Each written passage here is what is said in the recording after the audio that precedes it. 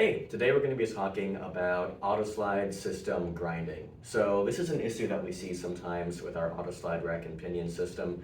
Most commonly we see it with new installations, although it can occasionally be seen with existing installations as well.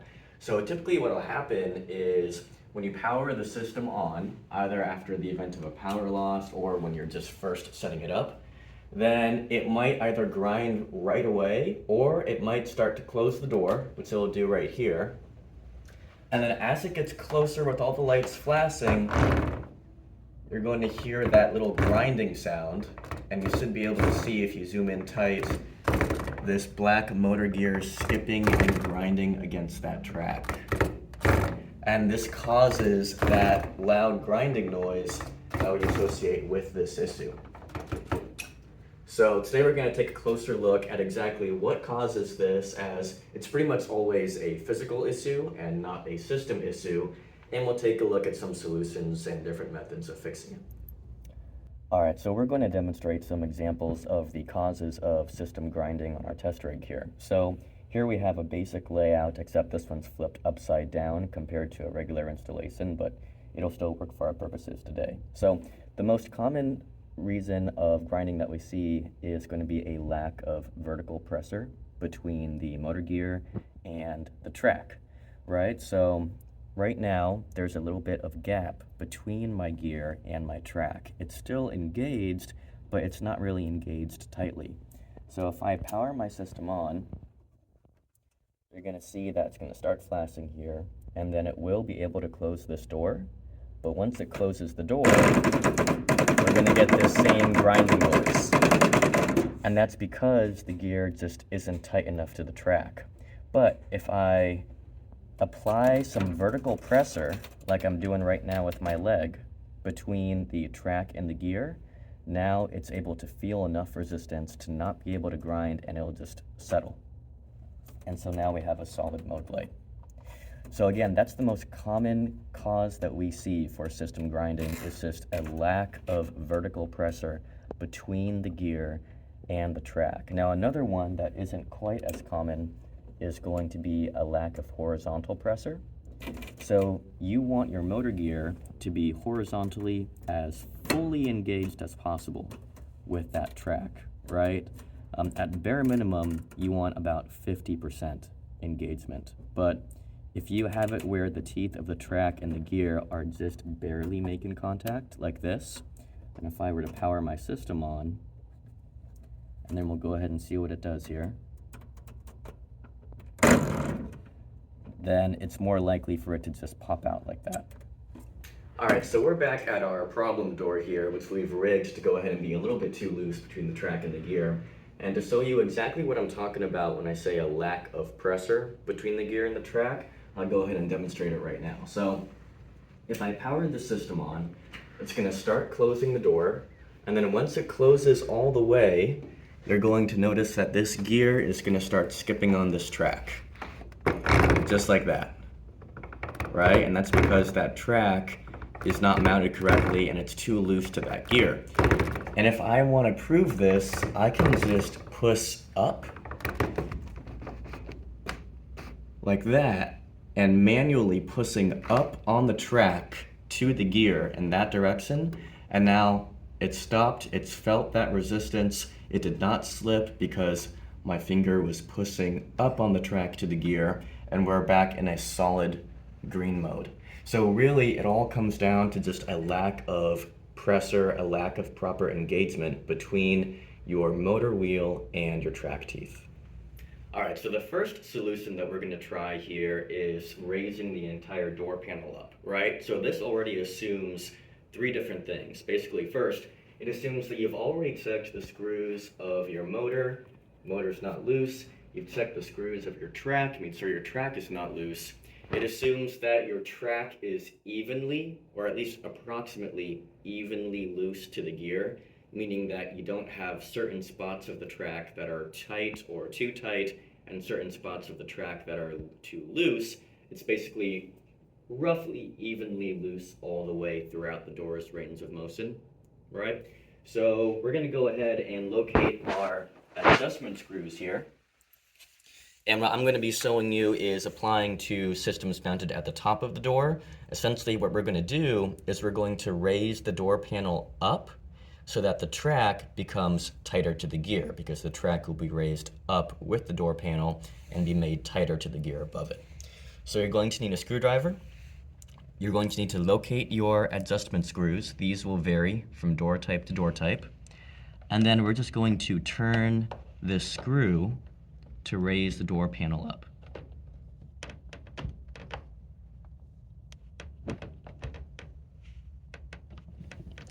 All right, so what I've done here is I've gone ahead and turned this screw until the door has raised up by a decent amount. And what you're going to want to sometimes do, or most often do, is keep track of how many revolutions you're turning that screw, and then also turn it the same number of times on the other side of the door. So if we take a look on the opposite side of the door here, you're going to notice a matching set of screws, right? And one of these is going to be our height adjustment screw. And you're going to want to turn that just as many times to make sure that both sides of the door are raising up evenly, right? So I've already done this. So if we take a step back, and I'm going to close my door all the way, and I'm going to go ahead and power it on, and we'll see if it grinds now.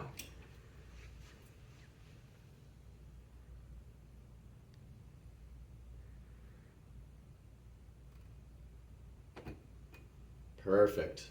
So the fact that it settled and did not grind or slip in any way means that I'm good to start programming. So in the event that it did continue to slip and grind, then you'd want to power the system off immediately. Do not let it grind for a long period of time, as that could damage the teeth. And then keep turning that screw to raise the door panel up higher, or if that's not an option, then proceed on to solution number 2. So while in solution 1, we focused on using the adjustment screws to move the door panel and thus the track up higher to the motor gear, in this solution, solution 2, we're going to focus on the opposite. We're going to actually try putting something above the system to push the motor down tighter to the track. So for this method, we're going to need some thin shims. Now you could use pretty much anything. I just have these very thin metal spacers here. You could use washers, you could use plastic shims, wooden seats, really anything you want that is small and thin enough to fit up above the system, right? Because essentially all we're going to be doing is just putting this above the unit to push this whole thing down and make it tighter to the track. So just to demonstrate, I've set it up again so that if we go ahead and power on the system, and this door is going to close, and then we should hear that grinding noise, just like that. So without doing anything else, I'm going to go ahead and just start by undoing my 3 mounting screws. So my 3 mounting screws are going to be towards the back edge of the system. We're going to have one right up there behind the motor. Sometimes you'll be able to access this pretty easily, like I'll be able to. Other times you might need to take a section of track off. And then you'll have your middle mounting screw and your left mounting screw right here. So I don't necessarily need to back these screws out all the way, but I am going to loosen them enough for my system to be able to sift down so I can stuff something above it. All right, so I've gone ahead and loosened my 3 mounting screws. As you can see, my unit is basically free hanging right now. And I have this little gap now right above my system. So I'm going to take some of my metal shim packets here. And then if you want, you can take out the screw all the way and then put like washers or a spacer with a screw hole up right and lined with the screw head or the screw hole. But for our purposes, for demonstration, I'm just going to go ahead and take some shims and pack it in right here.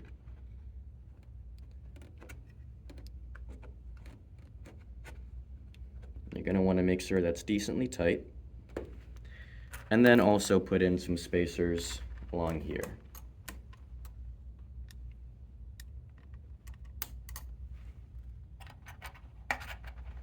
And the good thing is this will be up right above the system, so no one will really be able to see this. Perfect. Okay. So now that I have my spacers in there, and I might want to just move this one in a little bit more so it's out of sight, just like that. Now that I have my spacers in, I'm going to go ahead and tighten my mounting screws back up, and then we'll see how it works. Awesome. Okay, so now I've gone ahead and simmed down my unit, and I've tightened back up my 3 mounting screws. So I haven't really done anything with this door besides move it open a little bit. I'm going to go ahead and power my system on. We're going to see that it's going to start closing the door here, and then we'll see if it grinds or we'll see if it settles. Perfect, and it's settled. So what that means is we've simmed the unit down far enough to make sure that your gear is tight enough to the track. Now, there are a couple of notes with this method of solution. So as in solution 1, this assumes that your track is approximately evenly loose to the gear, right? You don't want to have spots where it's already tight, because when you sim down that system, it'll make those spots too tight, right? And so if you're concerned about that, then something you might want to do before proceeding on with programming, once you've simmed the unit down, is to just run a quick test and just open the door from the top and feel how hard it is to open and close the door. And it should be a nice, even amount of pressure all the way throughout, which is more or less what I feel, so we should be good to proceed. So in solutions 1 and 2, we were operating under the assumption that the track was evenly loose to the gear throughout the entire path of travel. In solution 3, we're going to cover what happens if the track is not evenly loose, if there are certain spots of the track that are tight enough where it's not slipping, and certain spots in the track where it's too loose, where it is slipping. So first you want to go ahead and assess what spots are slipping or grinding when you try programming or operating it. Obviously on this door here, now that I've taken out the sims that I put in before, it's going to be right in this section of the track. The door is going to close, and then this section of the track is too loose, and it causes that slipping, this grinding to happen right here. So if this happens and the rest of your track is tight, the only option, or at least the best option, is to remount your track at that spot. So what I've done is I have drilled a second hole about 1 inch or 1/2 inch to the side of your original mounting hole in that track, and then we're going to push up on the track and attach it to the door again. So I've already drilled our other mounting hole. Now I'm going to go ahead and take out the existing screw. Alright, so I've just taken out my track mounting screw in this section, and that was originally in this hole right here. And as you can see, I've drilled a new hole a little bit over 1 inch to the right. Now obviously this can be a lot closer if you'd like. You just don't want to try using the same hole, because then you would probably just go back into the original mounting hole you had in the door before the first time, and you'd have the same problem. So take out your existing screw, make sure to drill a new mounting hole just in the track only, not in the door itself, just a little bit over to the side. And then what we're going to do is we're going to close our door. And then we can see right now with no screw, that's definitely our problem area. So we're going to try pushing up on the track to the gear and then putting that screw in. Now, if the screw hole was any further over to the right, then this would be a lot easier for me. Unfortunately, it's not. So probably my best bet here is to try to feed my drill bit right in this gap. Or if I can't, to slide it over slightly so that I can see my mounting hole right there, and then push up slightly and then put in my screw. And I just want to make sure that I have my track higher than I had it before.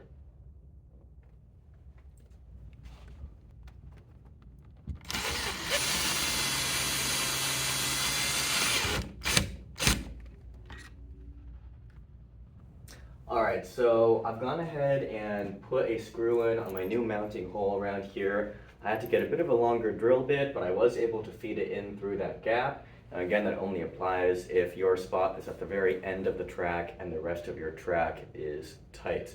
Now, if my spot were in a different area, like let's say as an example that it was opening and closing fine until it hit this section, then obviously I want to go ahead and back out the mounting screw I have around here and then drill a new hole like a 1/2 inch or 1 inch to the side, push up on the track to the gear like this, and then put in a new screw. Now, we'd recommend trying options 1 or 2 first, because obviously this solution will require you to put more screw holes into the track and into the door to remount it.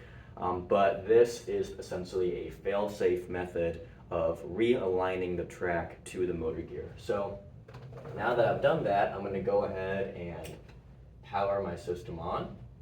And I've left my door just a little bit open here. And it is going to close the door, and we'll see what happens. And it settles. Fantastic, which means that our system is back in working order. And we have fixed the grinding issues. So just in summary, there are 3 main solutions. The first one would be to raise the door panel up to make the track tighter to the gear. The second would be to sim the unit body down to make the motor tighter to the gear. And then the last one is just to realign the track altogether if those first 2 solutions don't help. So now that I've been able to power on my system and it's settling without grinding, really the ultimate test is you want to attempt to reprogram your system, to recalibrate your system. So what this will do is it'll relearn the opening limits of your door, and the entire time that it's doing this, you want to very closely, intently watch the motor gear and how it connects to the track and make sure it's not skipping. If it does skip, immediately power the system off and then fix that area with any of the 3 solutions that we provided before, right? So if you're not using the app, then what you want to do is flip the very first dip switch, the one that's labeled direction learn. We're going to flip that back and forth. So we're going to reverse it. All the lights will start flashing, the door will open, and then reverse it again. And the door is going to start closing. So whether you flip it on and off or off and on will determine on your door's direction. Hopefully it should already be calibrated properly, but if it isn't, just go ahead and make sure that when you flip it one way, the door starts to open. When you flip it the other way, the door starts to close. So now it's opening as far as it can. And again, the entire time, I'm just keeping a close eye on that gear and track. And I'm making sure that there is no skipping or grinding right here whatsoever. Now, if you were using the app to reprogram this, you'd want to open the AutoSlide app, navigate to your door settings page, and then at the bottom of the page, hit door. And that'll cause it to do the exact same sequence that you just saw. And this entire time, there wasn't any slipping, there wasn't any grinding, so we should be good.